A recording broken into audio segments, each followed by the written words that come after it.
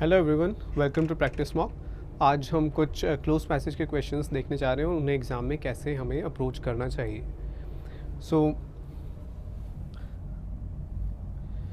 हमारा first passage है। तो जब भी एग्ज़ाम में क्लोज पैसेज आता है तो जनरली हम क्या करते हैं, हम सीधा ब्लैंक्स और ऑप्शंस देख के उन्हें फिल करने की कोशिश करते हैं। बट राइट अप्रोच ये है कि पहले हमें we should at least have a look at the passage first कि पैसेज किस क्या कन्वे करना चाह रहे हैं मैसेज, और पैसेज की टोन कैसी है, तभी हम करेक्ट ऑप्शंस चूज़ कर पाएंगे। सो लेट्स अंडरस्टैंड कि पैसेज क्या कह रहा है। The 65 most vulnerable nations will see GDP drop 20% by 2050 if the world heats up 2.9 degrees Celsius। तो जो हमारा इंट्रोडक्टरी सेंटेंस है वो बता रहा है कि वल्नरेबल नेशंस यानी ऐसे कंट्रीज़ की बात कर रहा है जो रिस्क पे हैं। और क्या रिस्क होगा कि उनकी जीडीपी कम हो जाएगी, ड्रॉप हो जाएगी 20%। क्यों? If the world heats up by 2.9 degree Celsius, अगर world 2.9 degree Celsius heat up हो जाता है तो even if global temperature rises are dash at 1.5 degrees Celsius, अगर global temperature rises 2.9 की जगह अगर 1.5 है, in keeping with the most ambitious Paris Agreement goal, the same countries would take a GDP hit of 13% by 2050। So अगर इतना rise नहीं होता, अगर सिर्फ 1.5 डिग्री सेल्सियस राइज होता है तो भी will take a GDP hit of 13%। Hit means loss, यहाँ पर हिट जो कन्वे कर रहा है वो लॉस कन्वे कर रहा है, तो they would take a GDP hit of 13%। तो उनका जीडीपी लॉस 13% होगा by 2050। More than a third of the world's nations urgently need help to build up resilience। So what does resilience means? Resilience means to build strength if their economies are to dash the onslaught of heat waves, droughts, floods and storms made more intense and dash by global warming। So यहाँ हमें इतना पता चल रहा है कि ये बात कर रहे हैं कि resilience डेवलप करनी चाहिए ताकि जो उनकी इकोनॉमीज़ हैं कंट्रीज़ की, वो इन सब एनवायरमेंटल इम्पैक्ट्स को जो है वो उनको काउंटर कर सके। The ability of countries in the global south to sustainably develop is seriously jeopardised. अब जो कंट्रीज़ की एबिलिटी है डेवलप होने की, सस्टेनेबली डेवलप करने की, इट इज़ सीरियसली जियोपार्डाइज्ड। जियोपार्डाइज्ड मतलब it is at risk.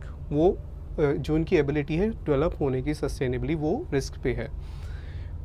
Policy choices that we make right now are crucial for preventing further damage। Already जो रिस्क पे हैं उनकी एबिलिटी, उसे फर्दर डैमेज से बचाने के लिए हमें कुछ we need to make some policy choices.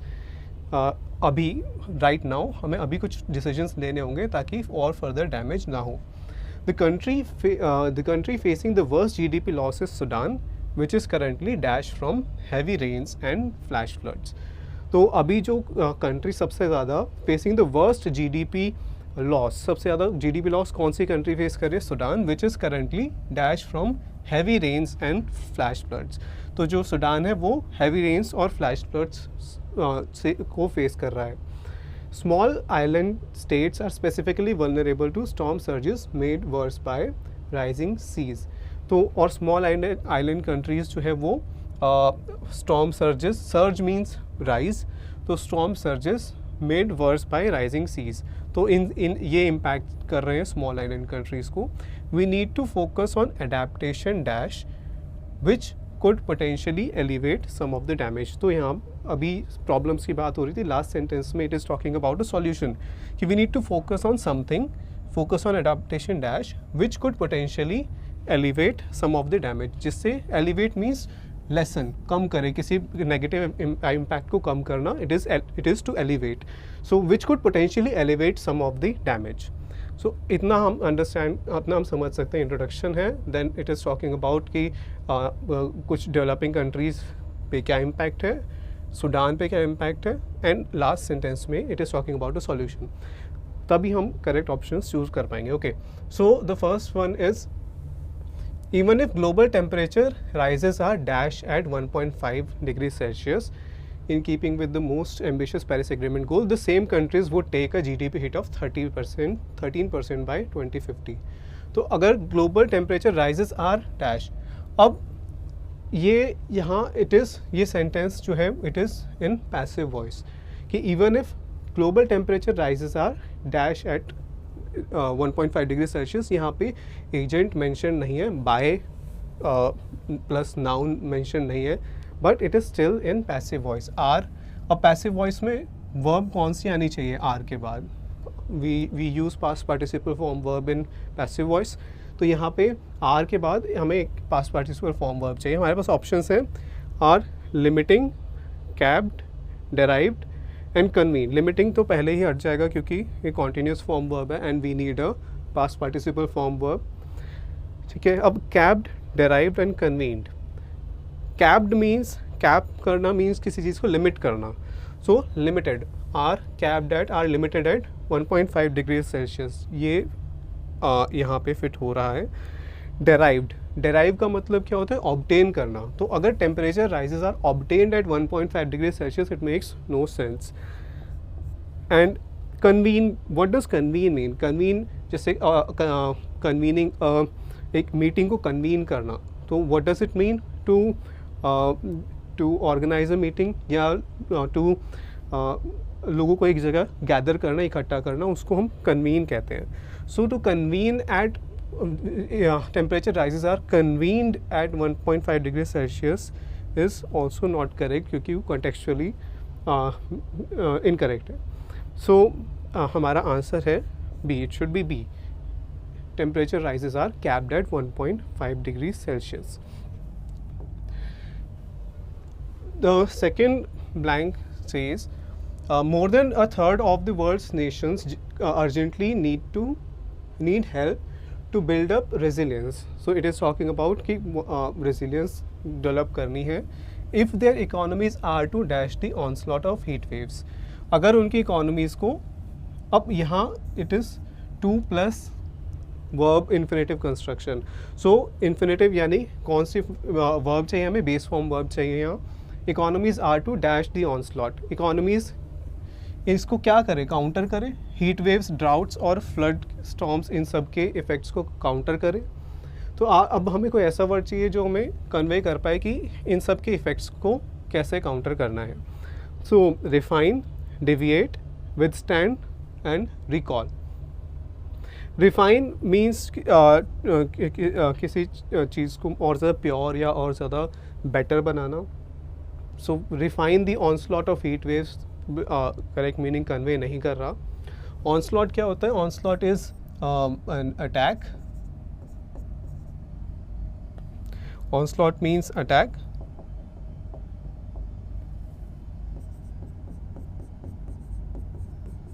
So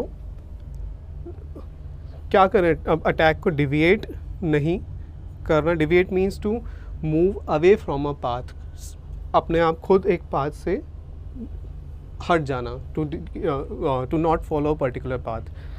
recall means to remember. ठीक है. Withstand, withstand, what does withstand mean? Withstand का मतलब होता है किसी चीज़ को कन्फ्रंट करना, to face something.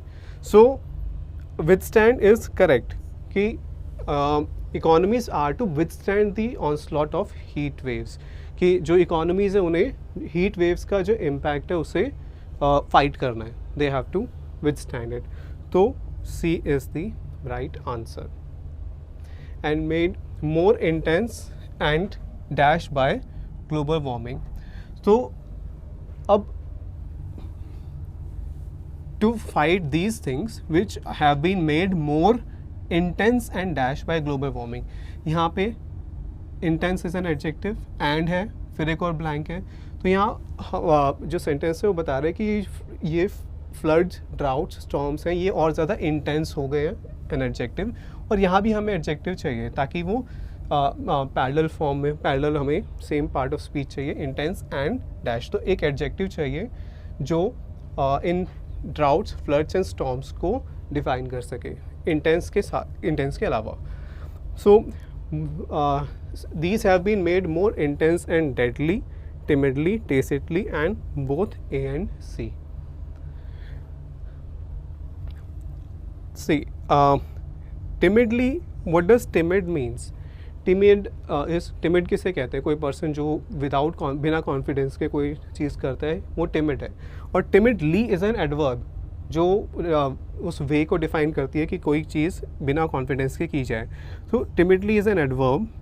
tacitly means indirectly. Okay, so tacitly is also incorrect क्योंकि वो भी एक एडवर्ब है. We need an adjective. deadly means something which causes death or which is very dangerous. So deadly is correct. यहाँ पे एक ही adjective है तीनों options में से, deadly, and we need an adjective here. So made more intense and deadly by global warming. The ability of countries in the global south to sustainably develop is seriously jeopardized. ठीक है. So the country, next blank, fourth, the country facing the worst GDP loss is Sudan, which is currently dash from heavy rains. अब Sudan है, Sudan is currently dash from heavy rains. तो ये कौन से tense में है? इसके just पहले वाला सेंटेंस देखो, the country facing the worst GDP loss is Sudan. ठीक है, तो वो फर्स्ट पार्ट है सेंटेंस का, it is in present tense, which is currently dash. तो is plus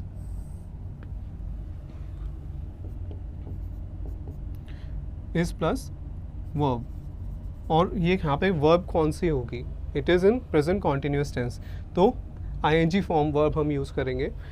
we need an ing form verb which is currently dash from heavy rains and flash floods. तो suffered, अगर suffering होता वो correct होता, but it is suffered, तो it is incorrect. Which is currently suffered from heavy rains is incorrect. Which is currently confined is also incorrect क्योंकि second form verbs हैं. Which is, अब devastating और reeling, इन दोनों में से कौन सा करेक्ट है? Which is currently devastating from heavy rains. Devastating is an adjective, ठीक है, और वर्ब की तरह भी यूज़ होता है, बट जब वर्ब की तरह यूज़ होता है तो it is not followed by from. It is which is currently devastating from heavy rains नहीं होगा. हमेशा कोई one thing devastates something else. तो यहाँ पे जो करेक्ट है वो है reeling, which is reeling. Reeling means suffering from some negative thing. So reeling is correct here, which is currently reeling from heavy rains and flash floods. Reeling means suffering. So ये difficult है क्योंकि इन दोनों में confusion होगी कि कौन सा correct होना चाहिए. So the correct answer is reeling. Reeling also means suffering. Okay.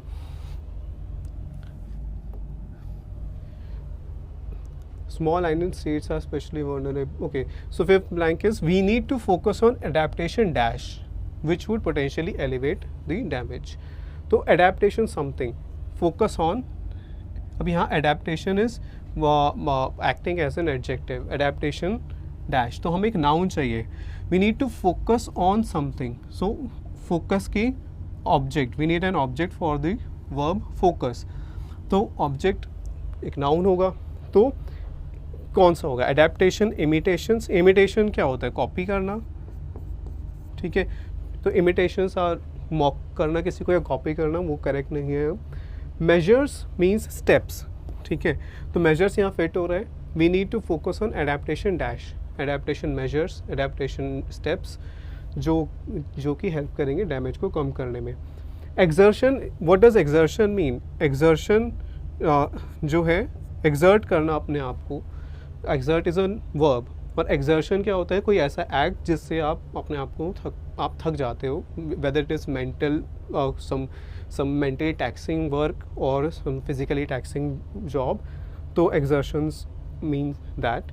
And adamant means, adamant is who is adamant? Adamant is an adjective. Adamant कौन होता है? Who is an adamant person जो अपने व्यूज़ को change नहीं करना चाहता या refuse to change his or her views. तो वो incorrect है. So the correct answer is B. Thank you for watching the video. Please share and subscribe to the channel.